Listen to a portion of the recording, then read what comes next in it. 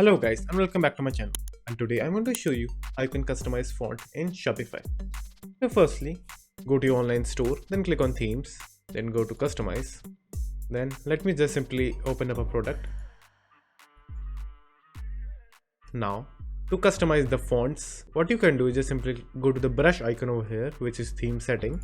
Just simply click on that, and over here you will find an option called typography or font. So after finding that, just simply click on that. Then over here you will find multiple options regarding font, from which you can change the headings, which is this part. So let me pick a font. Let's go with this one.